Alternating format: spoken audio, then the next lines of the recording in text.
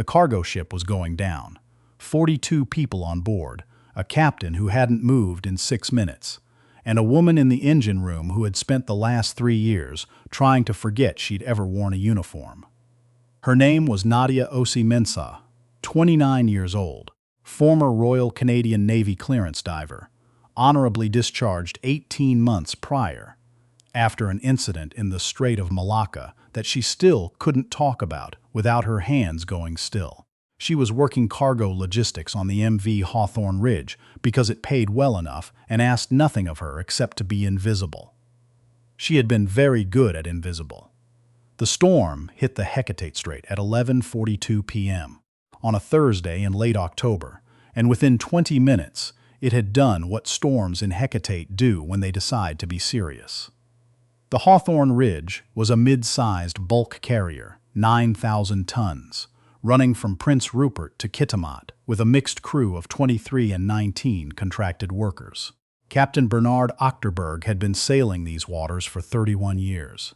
He knew the Hecate the way a person knows a difficult neighbor, its patterns, its moods, its capacity for sudden cruelty.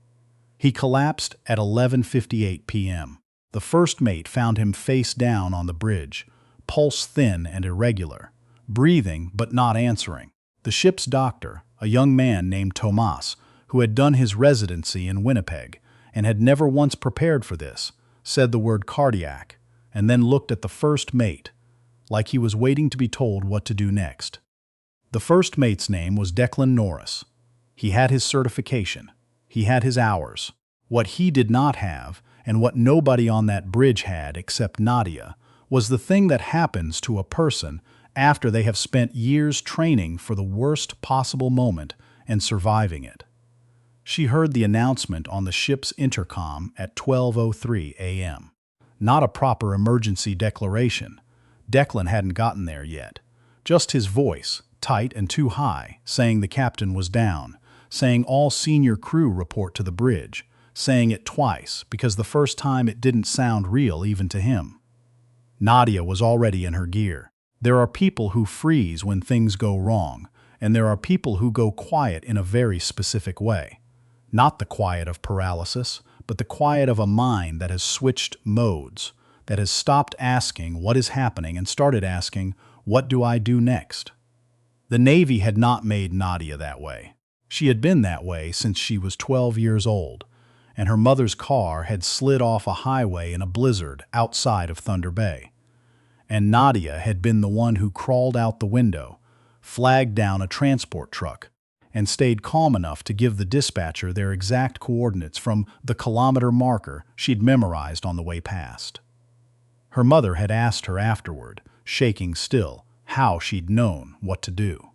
Nadia had said she didn't know, she'd just done it. She took the stairs to the bridge 2 at a time. Here is what she found. Declan at the helm, both hands on the wheel, sweat darkening the back of his collar. 2 other crew members standing against the rear wall doing nothing useful. The ship's second officer on the radio, trying to reach the Coast Guard through interference that was eating every third word. Captain Achterberg on the floor behind the navigation console, breathing, still breathing, a folded jacket under his head. The storm outside, pressing against the windows like something with intent. And the Hawthorne Ridge was off course. Not catastrophically, not yet. But the autopilot had disengaged when Declan took the wheel, and Declan, who was certified, who had his hours, who was a good officer, was fighting the seas instead of reading them. There's a difference. Nadia had learned that difference in conditions that made the Hecate Strait look patient. You're overcorrecting, she said. Declan looked at her. Excuse me? Every time she rolls to starboard, you're pulling back too hard. You're making her work against herself. She moved to stand beside him without asking. What's our heading? 270. We need to hold. We need to change it. 270 puts us broadside to the primary swell. Let me have the wheel. There was a pause that lasted approximately 4 seconds. Later, Declan would say he didn't know why he stepped aside. He was the ranking officer. He had 30 more certifications than she did, at least on paper. He would say he stepped aside because of the way she was looking at the instruments. Not at him, not at the storm, but at the instruments. Like she was reading a language everyone else in the room had forgotten they knew. She took the wheel at 12:11 a.m. What she did in the next 4 hours is, by any reasonable standard, not something that should be possible for a person to do alone. It was not something she did alone. Declan stayed beside her, gave her what she needed when she asked for it, relayed her instructions to the engine room, argued with her twice, and was wrong both times. The second officer got through to the Coast Guard at 12:34, and, from that point, Nadia was working with a voice in her ear from Rescue Coordination Center Victoria, a dispatcher named Gwen, who had the kind of calm professional voice that sounds like it was assembled specifically for moments like this. But what Nadia did, what she was the only one capable of doing, was navigate a 9,000-ton ship through the worst of the Hecate Strait in October in the dark, with a captain on the floor and a crew that had stopped breathing evenly. And she did it by doing something that took almost everyone else by surprise. She slowed down. Every instinct in that room said push through, get to the other side, get to calmer water faster. Nadia cut the speed by 40% and rode the swells instead of fighting them. Declan said, "You're going to make us vulnerable to the next system." She said, "The next system is 40 minutes out, and we'll be in the lee of Porcher Island by then." He looked at the chart. He didn't argue again. Here is the thing nobody on that ship knew, except Nadia, and she hadn't told anyone because it wasn't the kind of thing you led with in conversation. Before she was a clearance diver, before the Malacca Strait, before she signed anything official, she had spent 2 summers as a teenager crewing on a signer out of Bella Bella with her great-uncle Wallace. Wallace Ozymensa had been fishing the central coast of British Columbia for 40 years.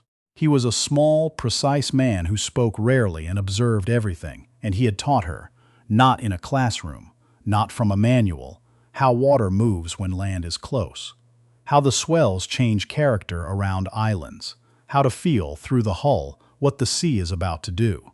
He had died 3 years ago. She had not been able to attend the funeral because of where she was and what she was doing. She thought about him at 1:47 a.m. as she held the Hawthorne Ridge at the angle Wallace had shown her, the same angle he'd used on his signer in a squall south of Bella Bella in 2008, when Nadia was 15 and terrified, and he'd said to her, without looking up from the wheel, "Water doesn't want to hurt you.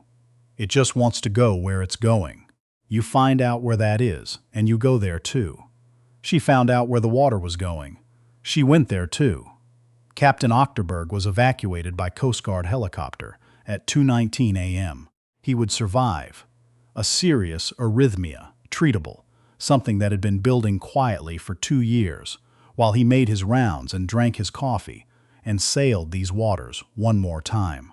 When he was asked later, in the hospital in Prince Rupert, what he remembered about that night, he said he remembered the floor being cold. He said he remembered a voice, a woman's voice, giving instructions in a tone that didn't sound like fear. He asked who it had been. They told him. He asked someone to write the name down so he wouldn't forget it. Nadia brought the Hawthorne Ridge into the shelter of Porcher Island at 3:02 a.m. Not a full harbor, there wasn't one close enough, but a protected anchorage, deep enough, calm enough, a place where the crew could breathe and the ship could wait for morning and the Coast Guard cutter that was already on its way. She dropped the anchor herself. She stood at the bow in the dark and the rain for a moment after, just standing there, and then she went back inside. Declan found her in the mess at 4 a.m., drinking tea, looking at the table. "I need to ask you something," he said.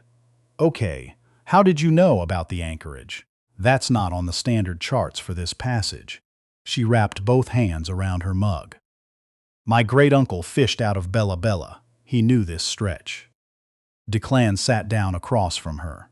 He was quiet for a moment. Then he said, "I want you to know that I'm going to write a full report about tonight. And I want you to know that what I put in it is going to be accurate.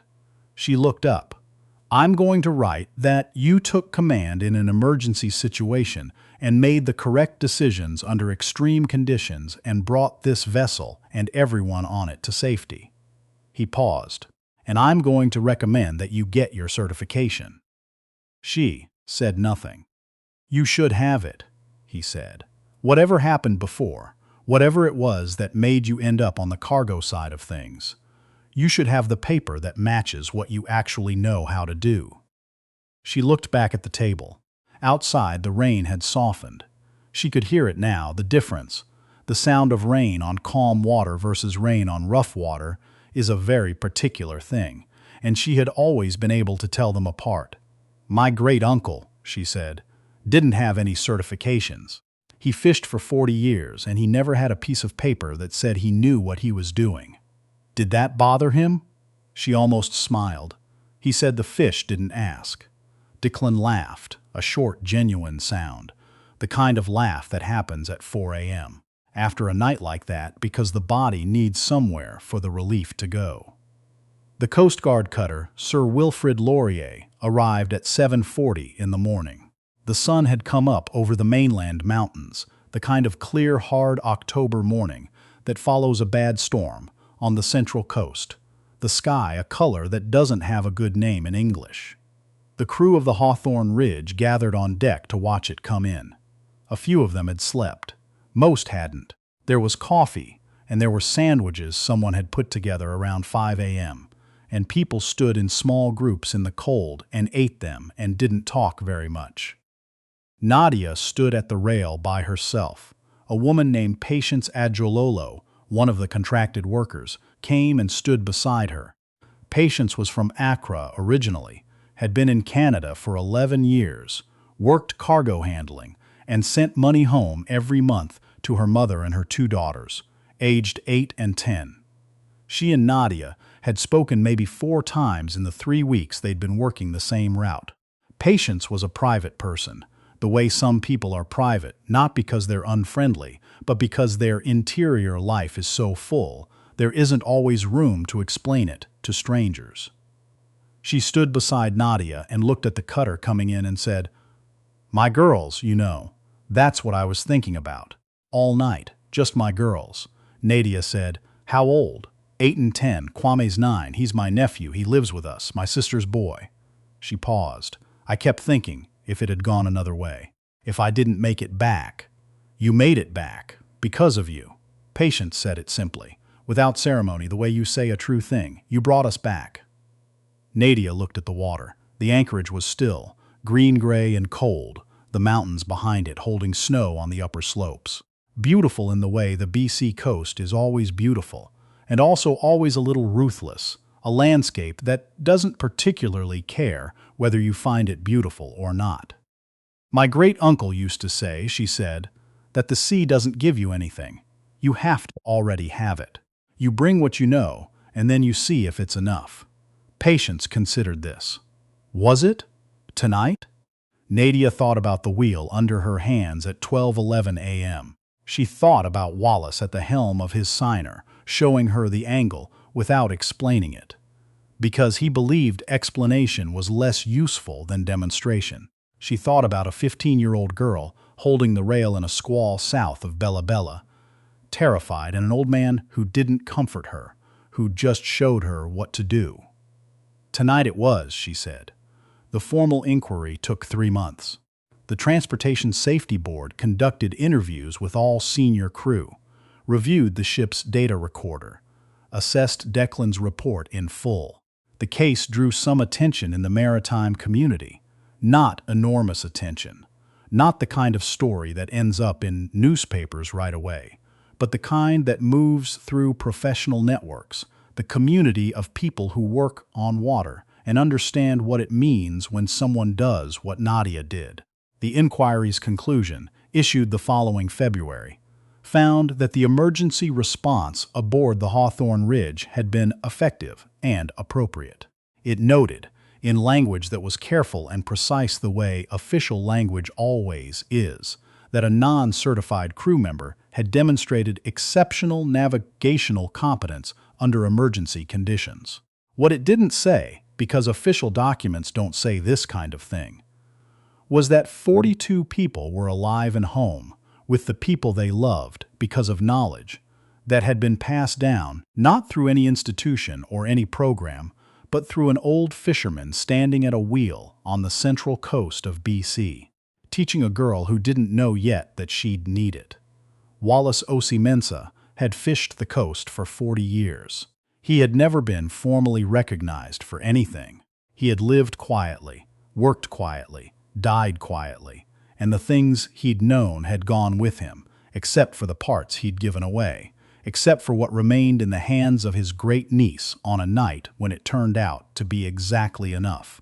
Nadia did get her certification.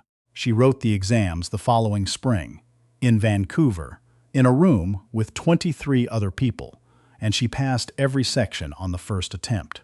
On the day she got the results, she drove out to the cemetery in Thunder Bay, where Wallace was buried. She had taken 2 days, driven up through the Shield, and she stood by his stone for a while without saying anything in particular. She had brought coffee. She had no idea why. It just seemed right to bring something. She stood there in the morning cold with her coffee, and the stone and the spruce trees around the edge of the cemetery standing very still, and she thought about water that doesn't want to hurt you, about going where it's going, about a 19-year-old signer that had held its angle in a storm because an old man understood something the sea had taught him and had chosen, for reasons he never fully explained, to teach it to her too. The coffee went cold. She poured a little on the ground beside the stone, the way she'd seen him do once with good tea at the end of a long day, for reasons he'd never explained either. And she walked back to her car in the pale spring morning, and she drove south through the rock and the spruce and the wide, clear sky of the Shield, and she did not feel, for the first time in a long time, like someone trying to forget she had ever worn a uniform. She felt like what she was, her great-uncle's student, carrying forward what he'd left her, bringing it with her into whatever water came next.